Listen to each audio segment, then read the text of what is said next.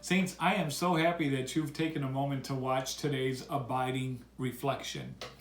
It's taken from Psalms 1, verses 1 and 2. It says, "Blessed is the man," that word blessed is oh, how happy, is the man, of course, woman or child, who walks not in the counsel of the ungodly, nor stands in the path of sinners, nor sits in the seat of the scornful.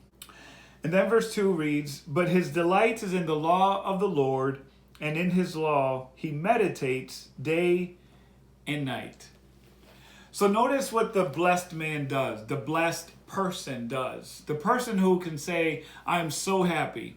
First of all, they guard what's coming into their ears. The happy person is not listening to gossip, is not listening to hate speech, is not listening to a whole bunch of things. So they're guarded over their ears. They're good stewards over what comes in through the ear gate, because ultimately what comes in through the ear gate goes into the mind, goes into the heart, and it will show in our actions. You want to be happy and blessed? Be careful what you're listening to. Then number 2, he does not walk in the path of sinners. Whenever you're on a path, it's good to ask the question, where is it going? Where is the path headed? It says here that the happy man does not walk in the path of sinners. That is, he's not moving in the direction of sinners. That's what it literally means, not moving in the direction of sinners. If you find yourself on a very broad path, and that path is very well populated, Jesus warned us and he said, that's the path to destruction. So who are you listening to and what path are you on? And then ultimately, what company do you keep? You see, the man here who guards his heart, he guards his ears, he guards who he's keeping company with. He's not going to sit in the path, or he's not going to sit in the seat of the scornful. He watches who his company is. Those are things that he doesn't do. Now here's something that he does do in verse 2. It says, "But his delight is in the law of the Lord." He delights in the law of the Lord.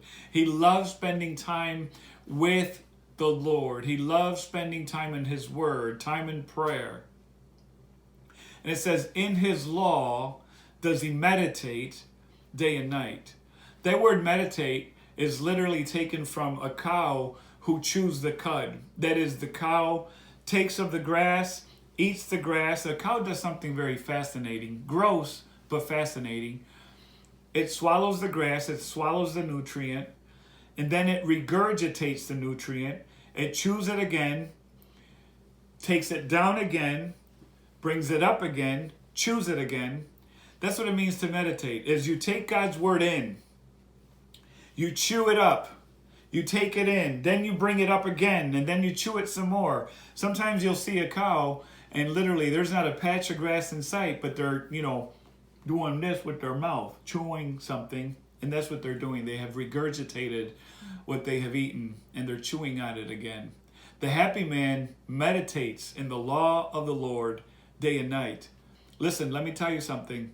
If you can worry, you can meditate. The same mechanism that you use for worrying, when you worry, you take a thought, oftentimes it's something coming in the future, and you begin to mull that thought over and over and over again. What's going to happen?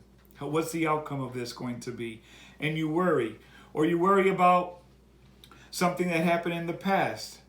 And worry is a monster.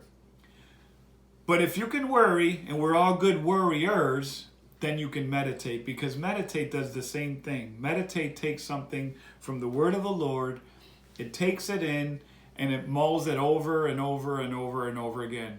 So if you can worry, you can certainly meditate. And my dear friend, can I encourage you? It's better to meditate on the word of the Lord than it is to worry. God has your future, God has your life in his hands. Do not worry. Instead, meditate on the law of the Lord day and night. You too, my friend, will be happy.